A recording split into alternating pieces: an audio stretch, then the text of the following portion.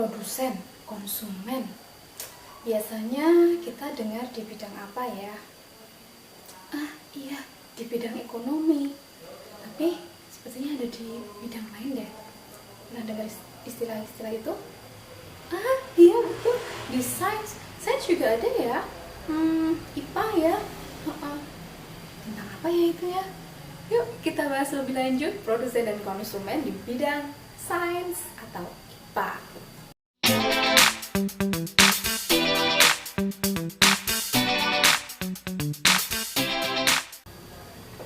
Assalamualaikum warahmatullahi wabarakatuh. Halo, hai. Berjumpa lagi dengan Bu Ulfa Selastianingrum di kelas online ini. Anak-anak, sedih ya sebetulnya kita masih dalam kondisi seperti ini, harus berjauhan. Tapi tidak apa-apa lah, ini melatih kemandirian kita dalam belajar.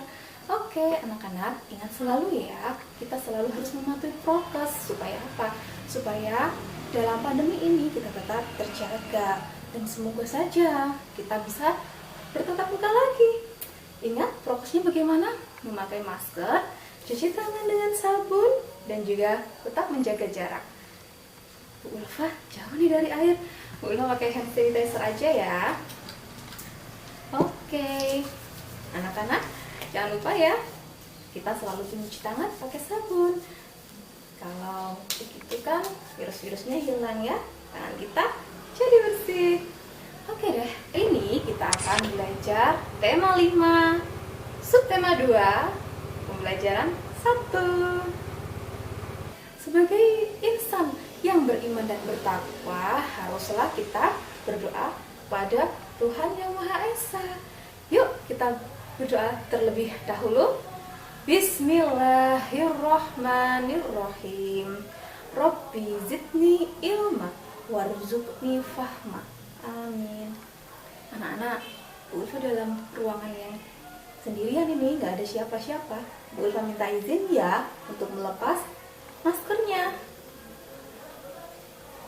supaya lebih jelas untuk melihat kalian. Oke. Baik, seperti yang tadi sudah dikatakan di awal ya, kita akan membahas produsen dan konsumen di bidang sains atau di bidang IPA. Tapi sebelumnya, yuk kita lihat dulu KD-nya.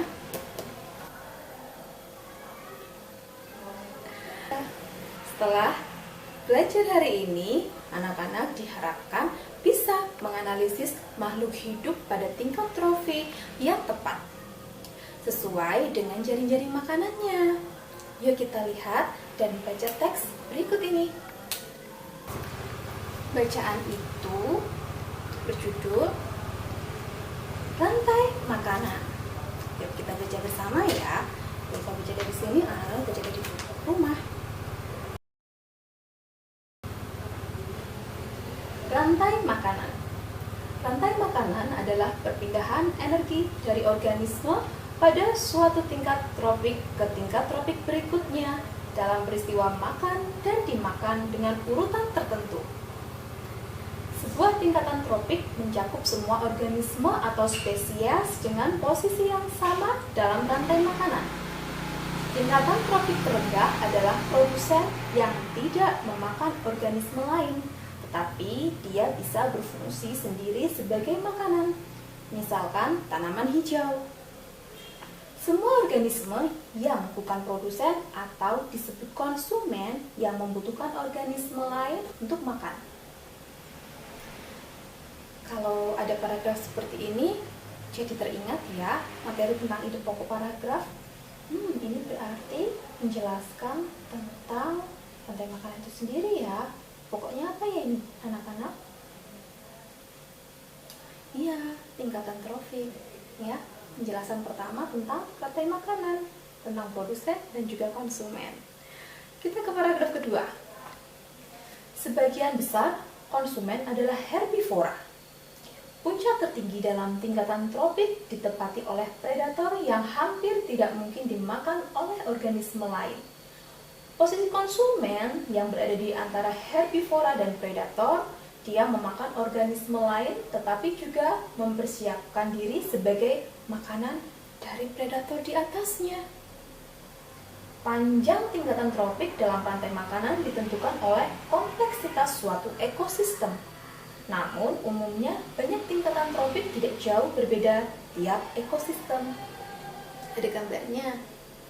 Kalau paragraf 2 ini tentang apa ya? Tentang posisi pada tingkat tropik itu sendiri ya. Oke. Nah, itu tadi di teks tentang rantai makanan dan juga tingkat tropik. Ulfa bisa gambarkan pada diagram seperti ini. Tingkat tropik yang ada. Bacaan tadi di diagram ini nih. Pada tingkat trofik pertama adalah organisme yang mampu menghasilkan zat makanan sendiri, yaitu tumbuhan hijau atau organisme autotrof yang disebut sebagai produsen. Terlihat pada diagram tersebut bahwa rumput dan pepohonan ya itu menjadi produsen. Sedangkan pada tingkat trofik yang kedua yaitu adalah konsumen pertama.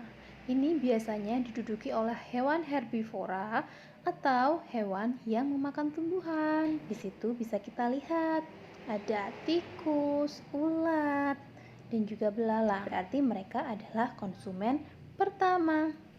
Pada tingkat trofik ketiga, itu ada konsumen kedua atau bisa juga disebut sebagai konsumen sekunder. Kalau konsumen pertama tadi konsumen primer ya. Terlihat dalam gambar di situ ada ayam dan juga katak. Kenapa ya? Ya karena ayam itu kadang memakan ulat ya, sedangkan katak itu biasanya memakan lalat, belalang gitu ya. Nah, itu jadi mereka menjadi konsumen kedua karena memakan sesama hewan gitu nggih, karnivor. Kemudian di tingkat trofik keempat atau bisa juga disebut dengan konsumen ketiga, yaitu konsumen puncak. Terlihat di situ ada gambar ular dan juga elang. Ular dan elang ini juga biasanya memakan katak dan juga ayam ya, jadi mereka menjadi konsumen puncak. Nanti ketika elang dan juga ular mati, maka akan ada dekomposer atau pengurai yang bisa mengubah elang dan ular tersebut menjadi zat hara yang dimanfaatkan oleh tumbuhan untuk tumbuh dan berkembang. Sehingga dapat disimpulkan bahwa bakteri berperan sebagai dekomposer. Iya, semua makhluk hidup yang mati pasti akan didatangi oleh bakteri. Begitu anak-anak penjelasan tentang tingkatan trofik yang ada di dalam gambar tadi. Dan tidak hanya tingkatan seperti itu ya, masih banyak ragam tingkatan trofik lainnya. Keseimbangan jaring-jaring makanan itu perlu diperhatikan ya. Kita harus menjaga keseimbangan ekosistem. Kalian masih ingat tentang kegiatan literasi kita waktu lalu tentang yang judulnya itu Memusir Raja Hutan nih, ya kan? Bagaimana merugi dan kacaunya kondisi tersebut ketika ekosistem tidak terjaga, ya kan? Maunya kan nggak mau jagain. Akhirnya dia sadar setelah dikasih tahu oleh Juno si penasehatnya. Ulfa sangat berharap kalian lebih paham setelah mengikuti kelas online kali ini. Supaya lebih memantapkan materi yang kalian dapat pada kelas online kali ini, silahkan klik link di deskripsi yang sudah Ulfa sediakan untuk evaluasi kalian ya.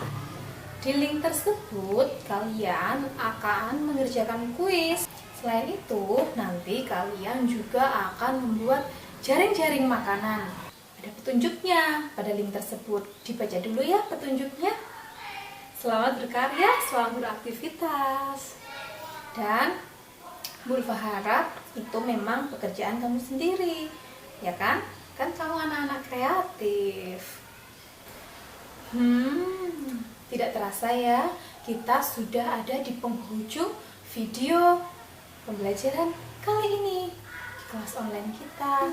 Tidak apa-apa, nanti kita akan berjumpa di video pembelajaran yang lainnya. Oke lah, kalau begitu, mari kita tutup kegiatan pada hari ini dengan bacaan hamdalah bersama-sama. Alhamdulillahirabbil alamin. Memarut kelapa menjadi santan. Warnanya seperti susu. Terima kasih, Bu Ulfa haturkan. Sampai jumpa lain waktu. Wassalamualaikum warahmatullahi wabarakatuh.